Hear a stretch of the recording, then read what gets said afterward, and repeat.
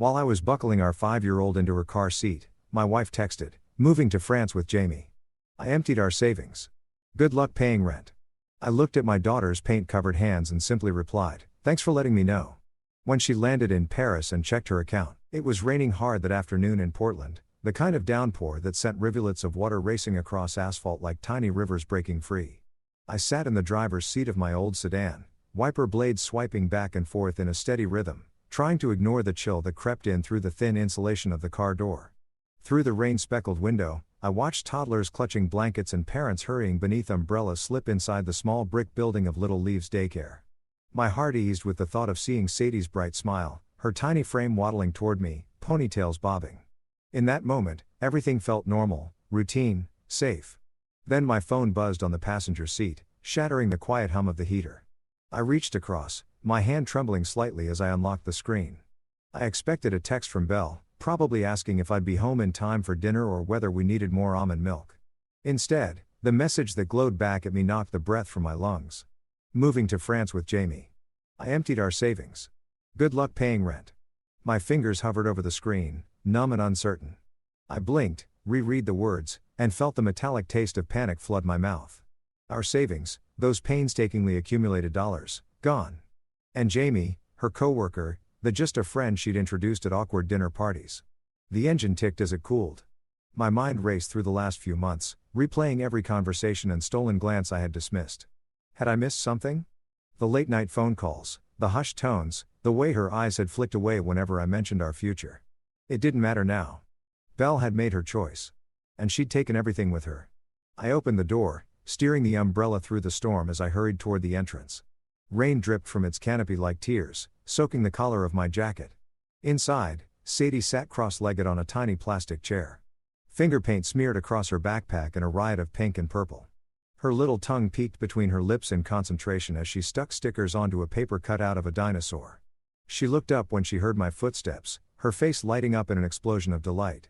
"Daddy," she squealed, dropping her brush in a puddle of water on the floor. She scrambled to her feet, her enthusiasm still adorable, even as my chest tightened. I scooped her into my arms, lifting her to my shoulder so she could wrap her arms around my neck. Her laughter rang out, a bell-like sound that should have been comforting. Instead, it twisted me with guilt.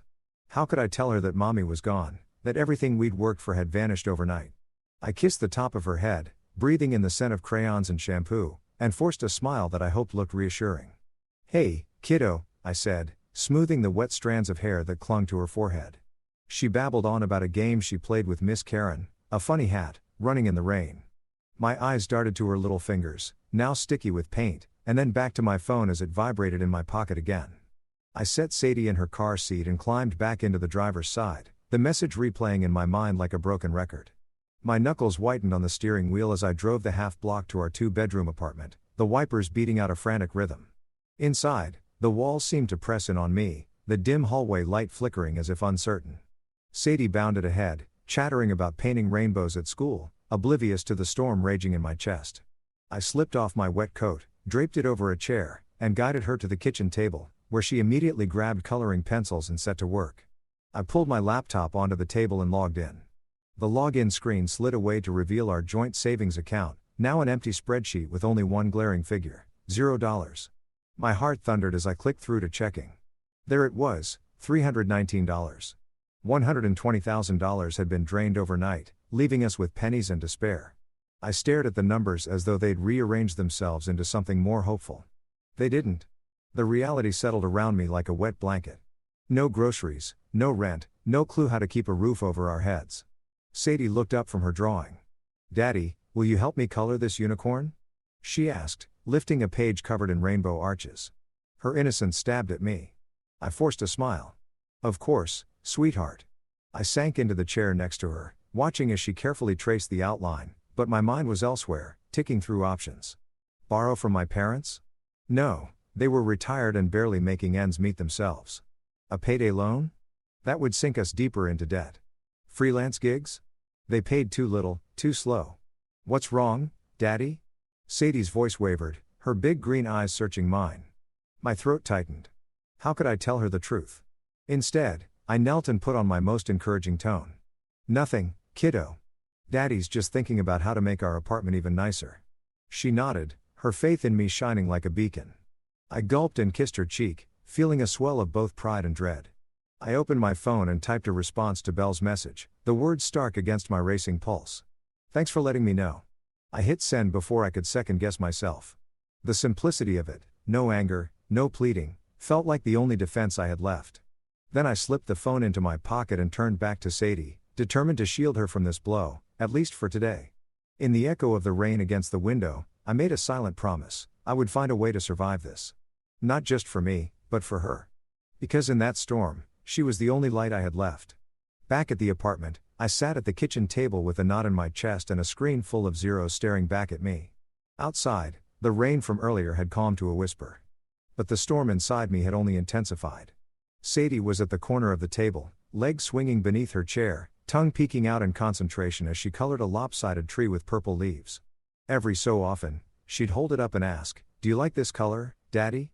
And I'd nod each time, smiling like my world hadn't just caved in.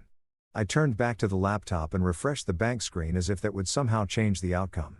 Still $31,941 in checking. Savings, zero, gone just like that. Years of saving, every bonus, every sacrifice. I could see Belle's handwriting in my head, neatly labeling the folders we kept: vacation, home fund, emergency. She used to say, "We're not rich, but we're smart." And now she'd taken all of it to fund a new life with JAIME. I scrolled through the transactions, jaw tightening with every line.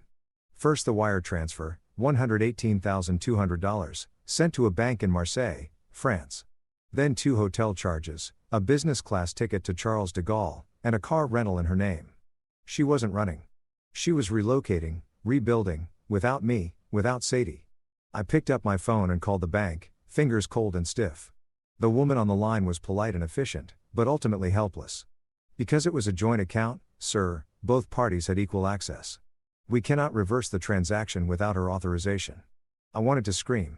I wanted to ask her if she understood what it felt like to be gutted by someone you trusted, to be left holding your daughter's hand with nothing but $319 and an empty fridge. After I hung up, I sat there for a long moment, staring at the beige walls of our apartment. The same walls I had once painted with Belle, her laughter echoing as she flicked a paintbrush at me in defiance of my no-mess rule. It didn't feel like a home anymore. Just a box filled with shadows and lies. Sadie slid her drawing across the table. "Look, it's a rainbow tree. I made it for you." I swallowed hard and reached for her, pulling her into my lap and hugging her tightly. She giggled, wrapping her little arms around my neck. "You're squeezing too hard," she squealed. I loosened my grip but didn't let go. "Sorry, sweetheart," I whispered. "Daddy's just really proud of you." She kissed my cheek and wriggled back to her coloring. I watched her for a moment longer, then stood up and went to the pantry. 2 cans of soup, a box of pasta, no milk, no eggs, no meat. I did the math in my head. Groceries, rent, power bill. That $319 might stretch a few days if I skipped meals and found a way to keep Sadie's routine intact. I pulled out my phone again and tapped open the Notes app. "Emergency plan," I typed. I started listing what I could sell: the TV, my old laptop, the stand mixer Belle swore we needed but used twice. I had kept up some freelance design gigs over the years. Maybe one of my clients could fast-track a project. I could reach out tonight. I had no pride left to lose. As I typed, I couldn't stop thinking about how this had all started. Belle and I met at a marketing workshop in Seattle 6 years ago. I was there because my job required it. She was there because she wanted to run the room, and she did, charming, confident, magnetic. She wore ambition like perfume and left people leaning in, wanting more. I fell for her fast. When Sadie came along, everything changed. I had a solid job offer from a creative agency, but daycare costs were astronomical and Belle was on the rise at Horizon Com. So I turned the offer down, stayed home, took on part-time freelance work and diaper duty. I told myself we were a team, that sacrifices didn't need to be counted. But looking back now, I saw the shift. As her career climbed, her patience thinned. My work wasn't real anymore. She'd roll her eyes when I showed her logos I'd designed or clients I'd landed. "That's cute," she'd say while texting JAIME about pitch decks and lunch meetings. She began spending more time at the office and I convinced myself it was just work, that I was imagining the way she checked out during family dinners, how she turned toward the wall when we went to bed. I ignored the warning signs, the deleted texts, the missed calls from JAIME, the sudden need for space. She said I was too sensitive, that I was reading into things, that she needed to grow. I thought if I just gave her room, she'd come back to me. I thought love meant staying even when it got hard. Now, standing in the kitchen with an aching stomach and an angry heart, I realized she hadn't just left. She'd erased me from her life entirely. And in the process, she'd robbed our daughter of stability, of security. Sadie looked up again. "Can we have spaghetti for dinner?" she asked. Her voice was hopeful, unaware that our fridge was nearly empty. I smiled even though it hurt. "Sure, honey," I said. "We'll make the best spaghetti ever." She clapped her hands and bounced in her seat. And I stepped into the kitchen, hiding the panic I felt. I boiled the last of the pasta. No sauce, but I mixed in a little butter and salt and called it magic noodles. She ate every bite. After putting her to bed, I sat in the dark living room, only the hallway light spilling in. I stared at the blank TV screen, my mind racing. No backup plan, no fallback savings. But I still had one thing Belle hadn't counted on: fight. Not desperation, not anger, but resolve. I opened my laptop and started emailing every client I'd ever had, offering overnight turnarounds, discounts, whatever it took. Then I pulled up my calendar and started blocking hours. Early mornings before Sadie woke, late nights after she slept, I would build something from the rubble Belle had left behind.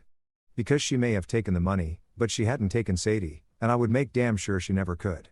The next morning dawned pale and hesitant, as though even the sky felt reluctant to meet the day.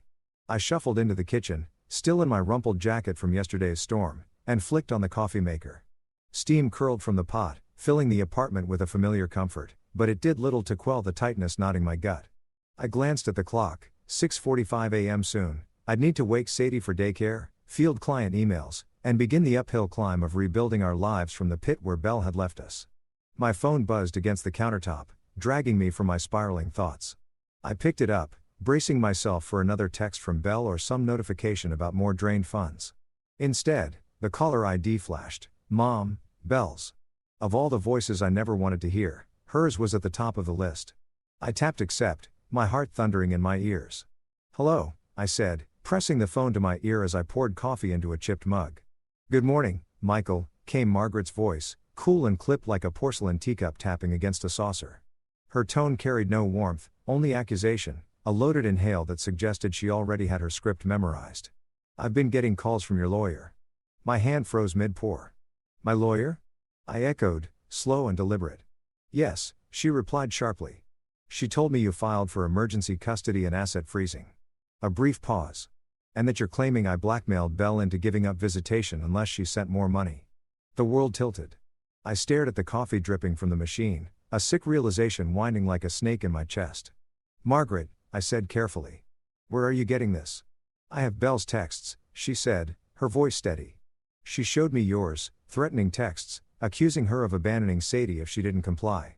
There was a tinge of satisfaction in her words, as though she delighted in painting me the villain.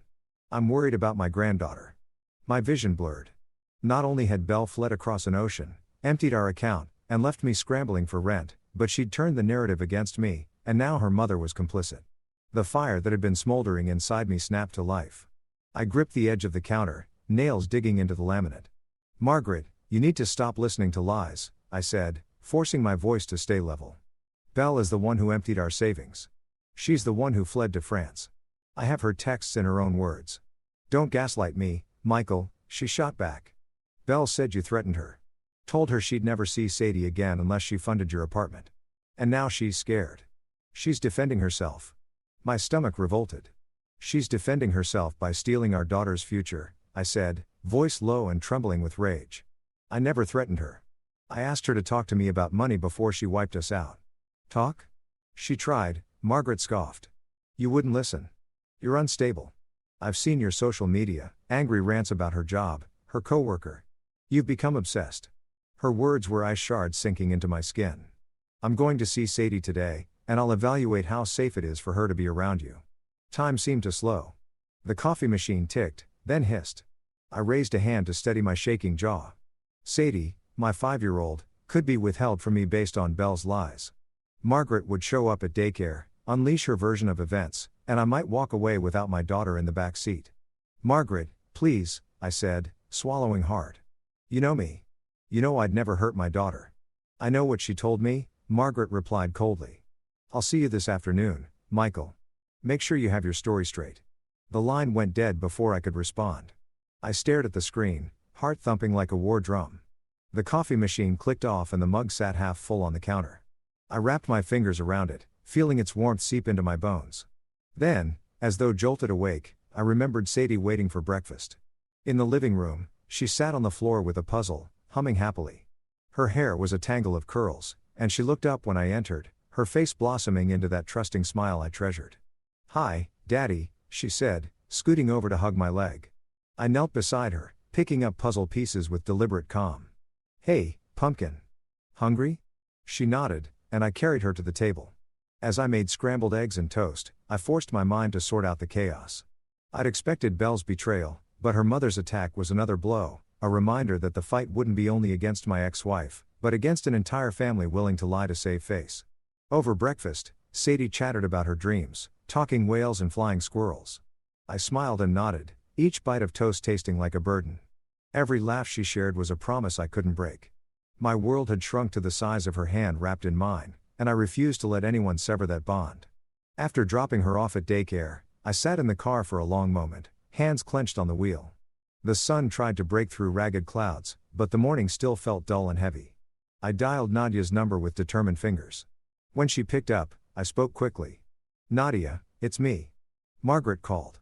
She's accusing me of blackmailing Belle, threatening to refuse visitation unless she sent money." There was a pause. Then, in her measured voice, "We'll need to address that immediately. Get me copies of any messages Belle sent you and hers to Margaret. We'll request a hearing to refute the allegations before they can impact custody." I exhaled, relief mingling with the tension in my shoulders. Nadia always cut through the noise, turned chaos into strategy. "Thank you," I said. "I'll upload everything tonight." As I turned the key in the ignition, I glanced in the rearview mirror at the empty car seat behind me, Sadie's seat. My resolve hardened. They could accuse me of any number of things, but they would never separate me from my daughter. Not if I did everything in my power to protect her. And so, with a breath of resolve, I drove away from the daycare, a father with a fierce purpose and a storm far greater than the morning's rain brewing around him. After waving goodbye to Sadie at the daycare entrance, I sat in the car for a moment. My reflection ghosted across the rain-speckled windshield. The morning air was crisp, almost electric, as though warning me that each step I took today would carry the weight of everything that had come before. I slipped the key into the ignition and drummed my fingers on the steering wheel, staring at the appointment card in my hand. Belle's old office.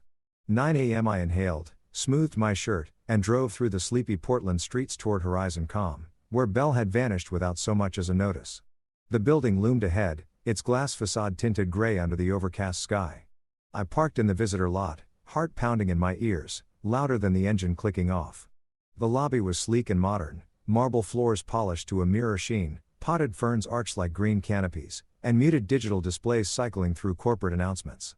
I felt like an intruder in someone else's world. When I reached the reception desk, a young woman glanced up from her computer, brows arching in polite inquiry. "Can I help you?" she asked, voice the perfect blend of professional warmth and practiced indifference. I cleared my throat, swallowing the lump of dread that had climbed into it. "I'm looking for Belle Nolan. She worked here in marketing. I have some personal items to pick up." Her expression flickered, part surprise, part sympathy, before she masked it with protocol. "I'm sorry, sir. Belle resigned 2 weeks ago. She didn't leave any forwarding address." She tapped a few keys. "It was effective the day of her resignation. We sent a confirmation letter to her home address on file, but beyond that, there isn't much more I can do." Resigned. That word tasted like betrayal in my mouth. 2 weeks ago. I closed my eyes for a heartbeat, feeling the air rush out of me. She shook her head. "She gave 3 business days notice as our policy requires, and left. No explanation. She offered a practiced apology. I'm sorry for what you're going through." I managed a curt nod, unable to summon genuine gratitude. "Thank you." I turned away, the receptionist's gaze following me with a hint of pity. As I walked back through the lobby, I felt exposed, like I'd just lost the last thread connecting me to Belle's previous life. She'd meticulously erased her professional identity as well as our shared finances. The ride home was a blur of red lights and gray buildings, but my thoughts circled a single point: planning. This departure had been planned. Spontaneity didn't comport with secrecy and timing. Belle's quiet slip from the company mirrored the way she had slipped out of our life, leaving only echoes. When I reached the apartment, the front door gave a hollow creak as I stepped inside. Sadie's artwork, handprints and bright orange crayon sketches of stick families, lined the hallway. I paused, tracing a painted palm with my thumb, remembering how small she'd been when she first pressed her handprint onto the wall. I forced myself to breathe. This place had to feel like home for her. I couldn't let its walls carry the cold weight of Belle's betrayal. I headed to what had once been her home office, a corner of the living room partitioned by a tall bookcase filled with marketing textbooks and knickknacks from conferences. I opened the first drawer of the small desk where she used to settle after work, a few pens, a dog-eared notebook full of campaign ideas, and then a stack of file folders stamped with the Horizon Com logo. I rifled through them, half hoping to find a clue, a name, an address, anything that might explain why she'd left so abruptly. A single envelope lay at the bottom, yellowed at the edges, addressed to Belle in neat cursive. I picked it up, running my thumb across its surface. The postmark read May 12, 3 months ago, sent from an address in Marseille, France. My pulse quickened. I slit the flap and unfolded the card inside. On the front was a watercolor of a sailboat cutting through azure waves. Inside, Margaret's looping script, Bon voyage, ma chérie. Thank you for letting me help with the apartment deposit. Love, Mom. Beneath that, a smaller note, I'm proud of you. Enjoy your new life. I sank onto the edge of the desk, the envelope falling from my numb fingers onto the carpet. My mind spun. Margaret, her mother, had funded the apartment in Marseille 3 months ago, long before Belle's final wire transfer. The money had been funneled discreetly, no suspicious activity flagged by our bank until it was too late. This wasn't a sudden breakup. It was a family conspiracy. Betrayal hadn't begun when Belle emptied our account. It had begun when Margaret cleared her own savings to set her daughter up for an escape. I thought of every phone call, every text message I'd brushed off as work stress or minor tension. I thought of Margaret's sudden interest in my parenting skills, her unsolicited advice on childcare, her quiet presence at birthday parties, as if she were ingratiating herself for some unknown purpose. I'd welcomed her help, believing her to be a concerned mother-in-law rather than an accomplice. My chest tightened with shame and anger. Sadie's laughter drifted from the next room, where she was playing with her stuffed giraffe. I wiped my face, clutching the envelope like evidence of a crime. I laid it on the desk and exhaled, voice trembling. You planned this, I whispered to no one. You all planned this. I stood and walked to the living room, glancing at the coffee table strewn with children's books and mismatched socks, breadcrumbs leading me back to reality. I scooped up Sadie and hugged her close, inhaling the faint scent of strawberry shampoo. She giggled and kissed my cheek, and I held her tighter. This wasn't a story about abandonment. It was a story about protection. I would fight for her, even if it meant taking on 2 generations of a family determined to rewrite the narrative. That night, I laid the envelope and card on the kitchen counter. I lit a lamp, its warm glow illuminating the handwritten note. The words happy travels seemed to mock me. But instead of breaking me, they galvanized a new resolve. This wasn't just a breakup. It was a setup. And now that I'd uncovered their paper trail, the next step was to expose it. I opened my laptop and drafted an email to Nadia, scanning the envelope and card with the camera on my phone. My fingers flew over the keys as I explained what I'd found, detailing every transaction and every secret payment. With each sentence, my anger sharpened into clarity. Tomorrow, I would take this to court. I would file motions to recover the illicitly transferred funds and prove that Belle and Margaret had colluded to steal our future. This wasn't the end of our story. It was the turning point. And as I tucked Sadie into bed later, brushing a strand of hair from her forehead, I whispered, "We're going to be okay, kiddo." In the hush of the apartment, as the night settled around us, I felt a fierce hope take root, a hope that shone brighter than the betrayal, stronger than the lies. I would protect her with every ounce of my being, and I would not let them rewrite our history. The morning I walked into Nadia Kim's downtown office, the sky was clear for the first time in days, as if the heavens had paused to watch what I was about to do. I parked in the metered lot and stood for a moment, staring up at the sleek glass facade of the building. My reflection wavered in the tinted windows, faces of worry, exhaustion, and determination all tangled together. I straightened my tie, patting my suit jacket to smooth imaginary creases, then stepped inside.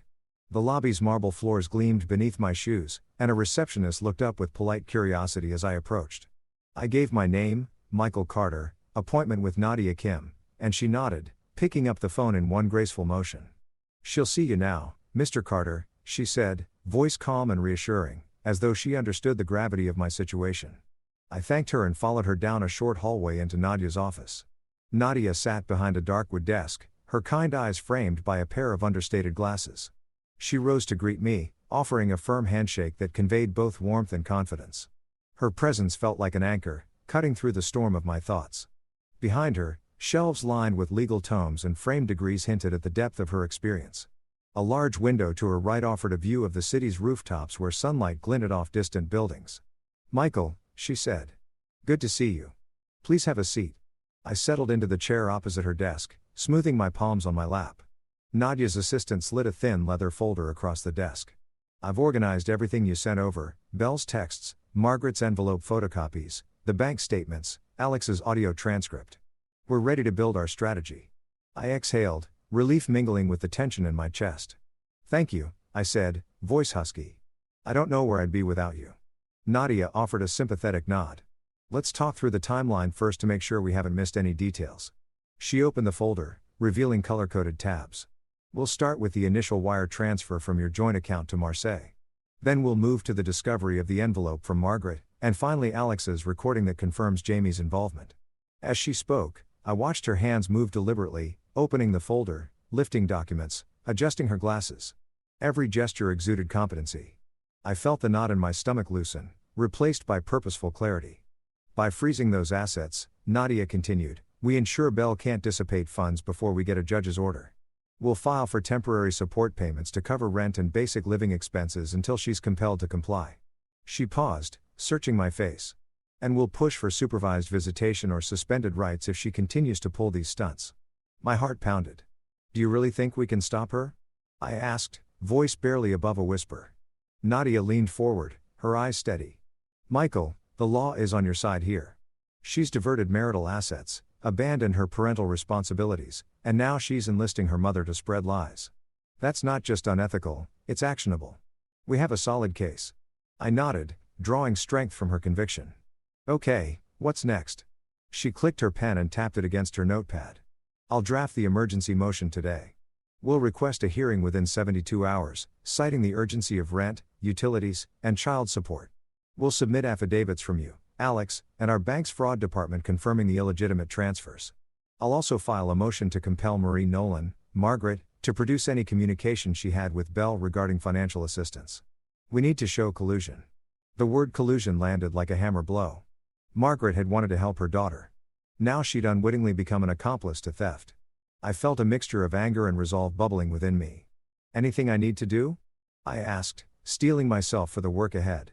"Gather any additional documentation you might have, emails, voicemails, anything that corroborates your timeline. I'll need your detailed affidavit as well.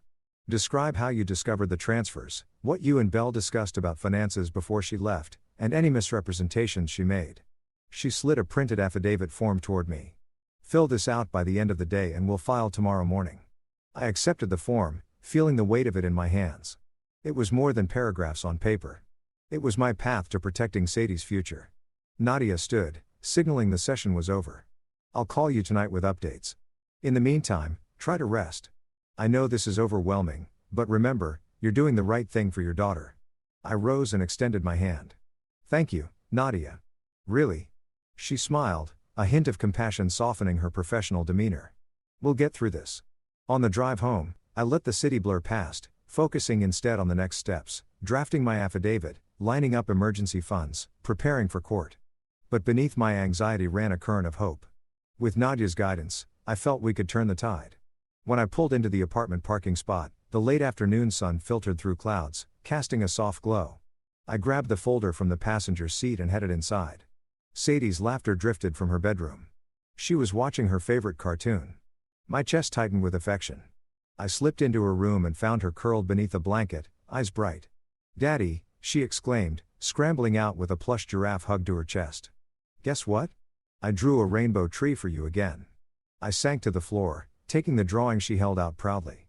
It was similar to the first, but more elaborate, roots winding into a heart, clouds raining glitter. "It's perfect," I said, hugging her. "Thank you." She yawned, and I scooped her into my arms. Carrying her to the kitchen table, I spread the affidavit form among her crayons, watching her small hand reach for the red pencil. My heart swelled with love and purpose. As she scribbled hearts around the edges of the form, I realized this was more than a legal battle. It was a testament to resilience. Belle and her family might have orchestrated the collapse of our savings, but they couldn't dismantle my commitment to Sadie. Together, Nadia and I would build a fortress of truth around her. That night, after tucking Sadie into bed and kissing her forehead, I sat at the kitchen table and began to write. Each sentence I penned was a brick in the wall I'd raise against betrayal. Outside, the city lights twinkled, but inside the glow of my laptop illuminated more than text. It illuminated hope. I would fight this war chapter by chapter, affidavit by affidavit, until my daughter's future was reclaimed. For her, I would not falter. I would not yield. A few days later, just as the autumn sun was beginning its lazy descent, my phone buzzed with an unfamiliar number. I glanced up from the kitchen counter where I was packing sandwiches for Sadie's after-school snack. It was 3:17 p.m., barely enough time to get her from daycare and still make it to my meeting with Alex. I swiped to answer, steeling myself. "Hello," I said, shouldering my bag. "Michael Carter?" The voice was tentative, hushed, a woman trying not to be overheard in a crowded cafe, I guessed. "That's me." My heart skipped a beat. I'd never met anyone besides Nadia who knew my last name. And this felt serious. "I'm Alex Tremblay," she continued. "I used to work on Belle's team at Horizon Com. She asked me not to reach out, but I think you deserve to know the truth." I exhaled, pressing my back against the fridge. "Truth about what?" My voice sounded steadier than I felt. Alex hesitated. "Meet me at Rose's Cafe on Stark Street in 30 minutes. I don't have much time and I don't want to talk on the phone." I grabbed my keys. "Okay, I'll be there." I glanced at Sadie's silhouette through the doorway. She was stacking toy blocks in her room, humming under her breath. I took one last look at her and whispered, "I'll be back soon, kiddo." Rose's Cafe was a modest spot with ivy-clad windows and the rich aroma of espresso drifting into the street. I slipped inside, the chatter of late-day patrons and clinking cups greeting me. In the far corner by a fogged window, I spotted Alex, mid-30s, dark hair pulled into a neat bun, eyes darting around like she expected someone to burst in at any moment. She rose when I approached, offering a trembling smile. "Thank you for coming," she said, lowering her voice as I sat down. I nodded, leaning in. "I'm sorry it's like this," she glanced over her shoulder. "I didn't want to believe Belle was capable of what she's done, but I can't stay silent anymore." I took a breath. "What have you learned?" Alex pulled a manila envelope from her bag and slipped it across the table. My fingers closed around it. "JAIME Holloway isn't just a friend. He's the key to her financial escape." I blinked. "What do you mean?" She opened the envelope and extracted a stack of printed bank records, offshore account statements, and a USB stick. "These are records I obtained from our finance department under the pretext of an audit." Belle had access to certain accounts under her work credentials.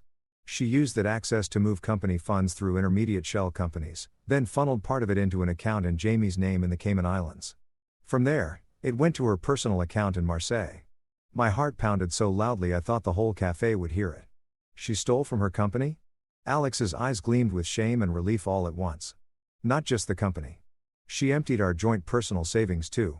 But she mixed the transfers so that if anyone traced the money, it would look like a legitimate company wire for a marketing project. She paused, voice dropping.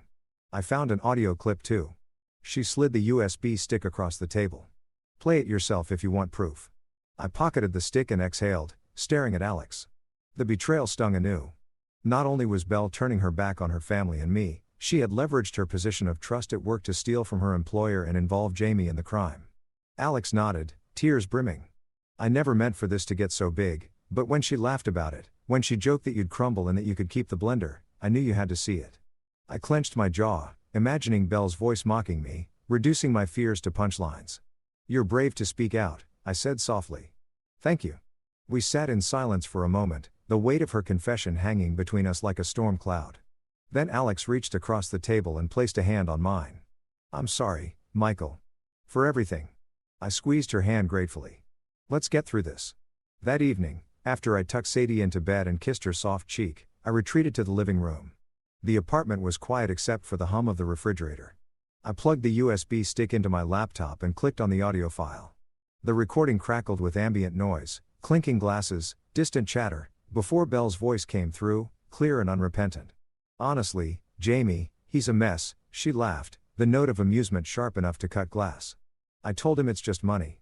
He'll sulk for a day, but he'll get over it. He doesn't know how big this transfer is. I said he could have the blender. Thought it would make a good joke."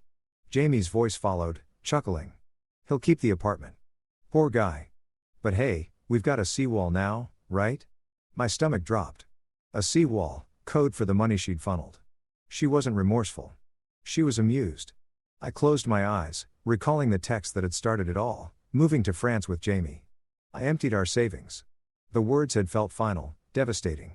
But now I had proof of premeditation, collusion, and mockery. This evidence would pierce the veneer of her lies and expose the full breadth of her betrayal. The next morning, I bundled Sadie into her car seat and drove to Nadia's office, the envelope of company records and the USB stick in my briefcase. My hands gripped the wheel as I rehearsed the facts: offshore shell accounts, diverted corporate funds, recorded admissions. This wasn't just theft.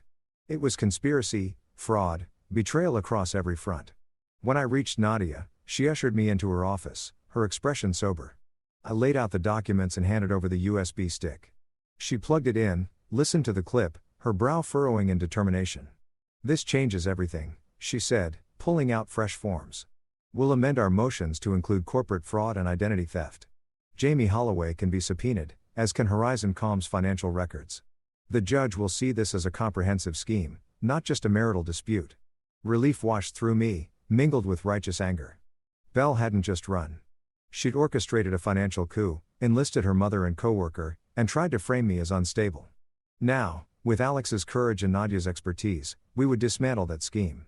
Back at the apartment, I tucked Sadie into bed and watched her drift to sleep. In her peaceful face, I found the steel I needed. I picked up my phone and sent Belle a brief message: "I have proof. We start motions tomorrow." I hit send, feeling the weight of finality and the promise of justice. As I closed the apartment door behind me, I sensed a shift in the air. The war had escalated, but I was no longer defenseless. With evidence in hand and allies by my side, I would not rest until every last account was restored, every lie exposed, and my daughter's future secured. The fight wasn't over. It was just getting started. The courthouse loomed like a monument to cold justice, its gray walls rising against a leaden sky as if daring anyone to challenge its authority. I parked in the visitor lot and took a steadying breath before stepping onto the marble steps.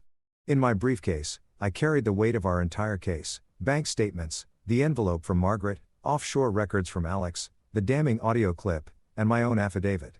Beside those papers lay Nadia's motions for emergency custody, support, and asset freezes.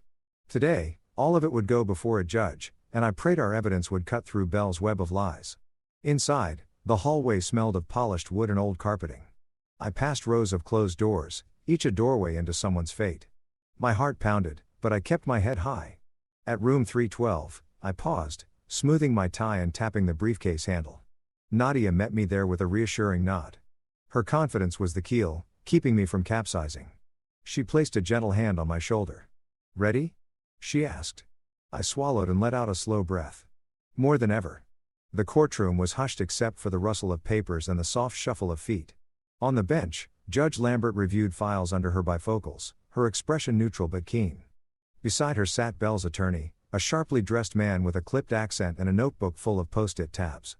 Belle herself stood behind him, immaculately dressed in navy blue, hair pulled back, eyes cool and distant. At her side was her mother, Margaret, clasping purse straps so tightly her knuckles were white. Nadia whispered, "I'll present first." With a gentle squeeze of my hand, she rose and approached the bench. I watched her every step, every gesture. She unfolded her notes and began, "Your Honor, I represent Michael Carter, father of Sadie Carter, aged 5. We petition this court for emergency relief based on evidence of diversion of marital assets, parental abandonment, and ongoing efforts to mischaracterize Mr. Carter's actions. We seek temporary custody, a freeze on all accounts associated with Ms. Nolan and her family, and immediate child support from the defendant." She spoke slowly, laying out the timeline. She described the initial transfer to Marseille, the envelope from Margaret dated 3 months prior, and the offshore shell accounts revealed by Alex. She cited the audio clip in which Ms. Nolan laughed about emptying savings and mocking me. Finally, she handed over my affidavit, in which I described discovering the transfers, Belle's refusal to discuss finances, and the devastating impact on our family. Judge Lambert leaned forward, brows raised. "Miss Kim, is there evidence that this recording was obtained lawfully?"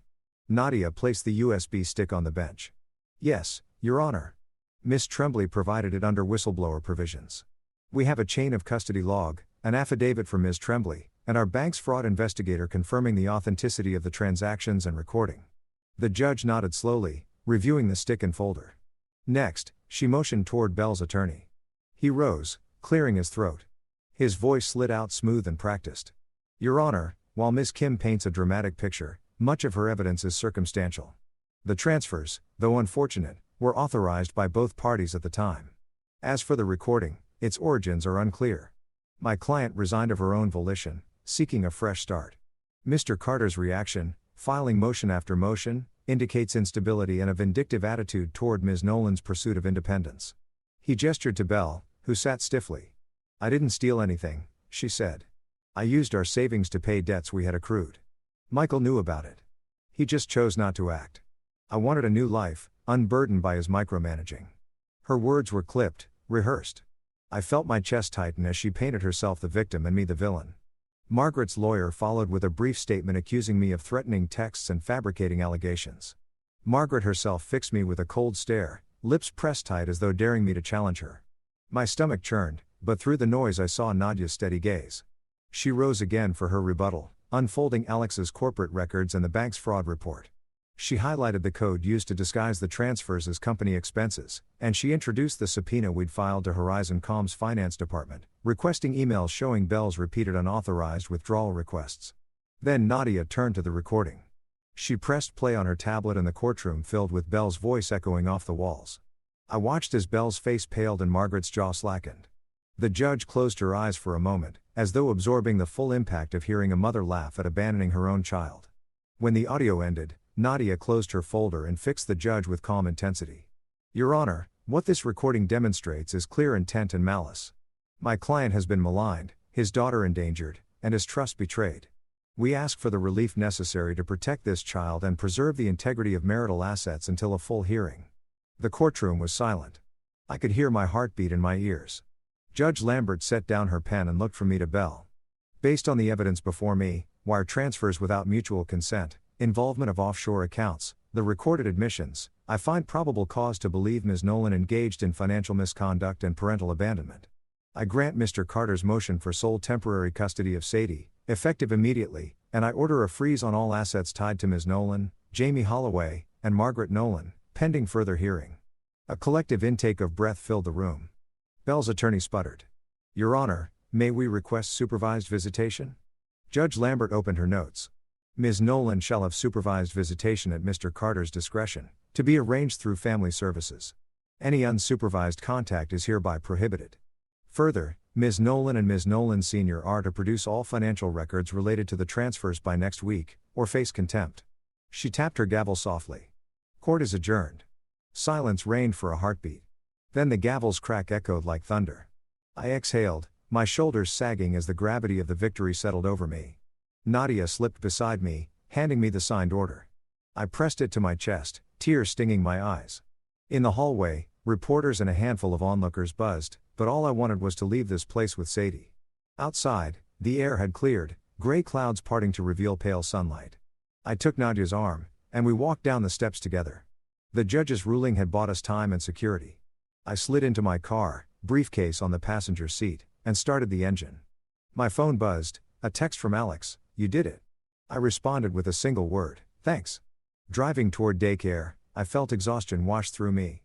But beneath it, the first true glimmer of relief. The legal thunder in that gray courthouse had broken the storm of betrayal. Now, with our assets frozen and custody secured, I could begin rebuilding our lives, one steady step at a time. And above all, I would remind Sadie every day that her daddy would move mountains to protect her. The following morning, an eerie calm settled over our small apartment as though the whirlwind of court had passed, leaving only the hush of tentative relief. I brewed coffee and poured it into my favorite chipped mug, its handle a familiar anchor amid the storm of recent weeks. In the quiet kitchen, I paged through emails on my laptop, notifications of asset freezes, requests from Nadia for further documentation, and one unfamiliar subject line, Horizon Com inquiry, urgent. My pulse quickened. Had word of our case reached her former colleagues? I clicked open the message, revealing a terse note from Horizon Com's legal department requesting details about the alleged misuse of corporate resources. I hesitated. This inquiry was a double-edged sword. It could further substantiate our claims, or it could escalate the drama beyond my control. At 7:45 a.m., I packed Sadie's lunch and woke her for breakfast, tucking a small drawing she'd made, rainbow suns and flying unicorns, into her bag. She bounded down the stairs, hair in sleepy tangles, and climbed onto her stool. I spooned oatmeal into her bowl, cinnamon swirling in the steam, and she ate with glassy eyes and murmured, "Thanks," before bounding out the door to catch the daycare van. Even though I was secure in custody, each goodbye still felt like a negotiation with an uncertain world. I kissed her temples, inhaled her strawberry shampoo scent, and whispered, "I'll see you tonight, kiddo." Once the van rumbled away, I sat at the kitchen table and stared at the Horizon Com email. It asked for copies of any communications between Ms. Nolan and company finance, including emails, audits, or unusual transfer requests. I forwarded the message to Nadia with a brief note, "Looks like they want the full story." She replied, "Perfect. Let's use this to corroborate Alex's documents. I'll craft a subpoena to ensure compliance." I exhaled, tapping my mug against the table. Each legal maneuver felt like a chess move, advancing toward checkmate against Belle and her family. I spent the next hour compiling the envelope from Margaret, the file of Alex's offshore statements, and the timeline I had drafted. My printer word as pages slid out, emails, bank statements, the October 12th audio transcript. I organized them into a neat stack labeled in chronological order, then called Nadia to confirm our next hearing date. "We're closing in," she said, her voice warm with encouragement. "Stay sharp." After hanging up, I grabbed my keys and drove to the nearest UPS store. Shipping 6 folders of evidence, complete with exhibits and affidavits, felt like sending a lifeline to the judge, a tangible thread tying our narrative together. As I sealed the last box, I noticed the clerk watching me with sympathetic eyes. I reminded myself of why I was doing this, not for retribution, but for justice, for protecting Sadie and our future. Back home, the afternoon sun filtered through half-drawn blinds as I settled into the home office, drafting an email to Jamie Holloway's listed address, if he was reachable at all, demanding an explanation for his involvement.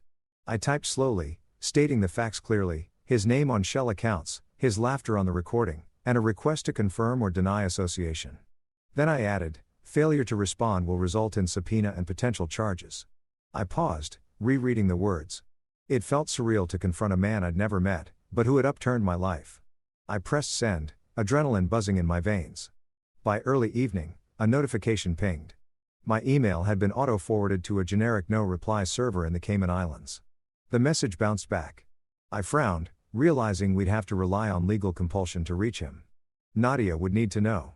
The moment I heard the front door click, my heart leapt.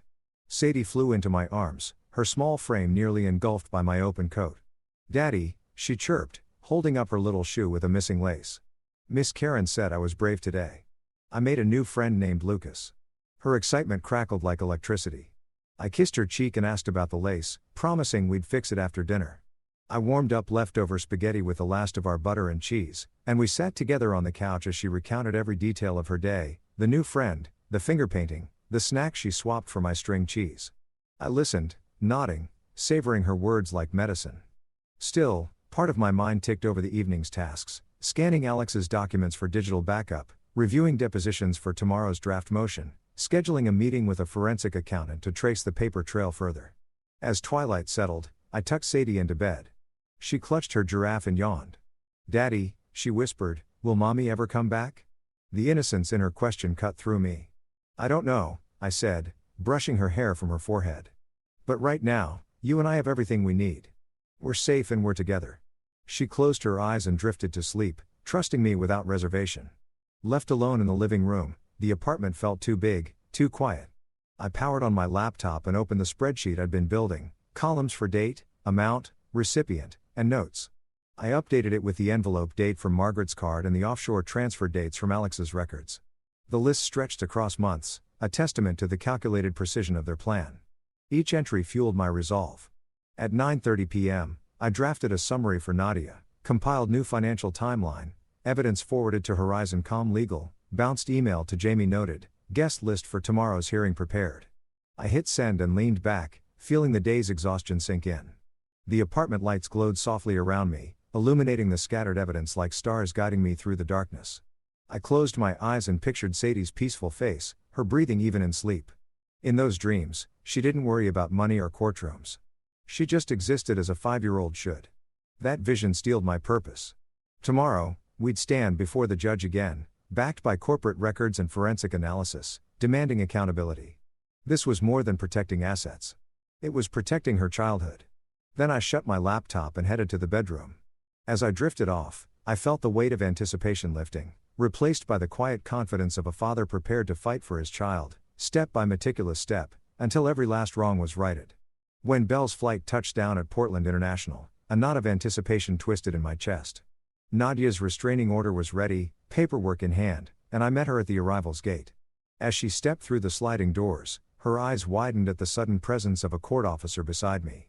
Panic flickered across her face when she saw the paperwork. "I came to fix this," she stammered, voice trembling. I leveled my gaze, calm but resolute. "Then explain the withdrawals from last week," I said, pulling out the bank record showing a new transfer. Her mouth opened, then closed, words failing. The officer stepped forward with the order. "Miss Nolan, you're served." Tears streamed down her cheeks as she nodded, too shocked to argue. I led her to the cafe across the hall for supervised visitation. Sadie peeked around a corner, eyes bright when she saw her mother. Belle knelt, reaching out, but Sadie hesitated. "Mommy drained my piggy bank," she whispered. Belle's shoulders slumped. I watched from across the table, pain and relief mingling in my chest. The restraining order was a barrier. But in that guarded moment, I realized the fight wasn't just legal, it was about teaching our daughter whom she could trust. Months have passed since the courthouse gavel fell in our favor, and in that time, Sadie and I have transformed our lives into something steadier, brighter. We moved into a cozy bungalow near Alberta Park, its pale blue siding and tidy garden reflecting fresh beginnings. During the day, I revived my freelance design business, taking on local clients for logos and website refreshes. Each paycheck replenished what was rightfully ours. Porch by porch, brick by brick, I rebuilt our savings. Evenings became our sacred time, reading bedtime stories beneath a soft lamp's glow, experimenting with new pancake recipes on Saturday mornings, tracing our hands in sidewalk chalk outside our front step. I watched Sadie's laughter bloom as she discovered fireflies and learned to ride her bike without training wheels. Her delighted cries echoed through the neighborhood, a joyous banner of resilience.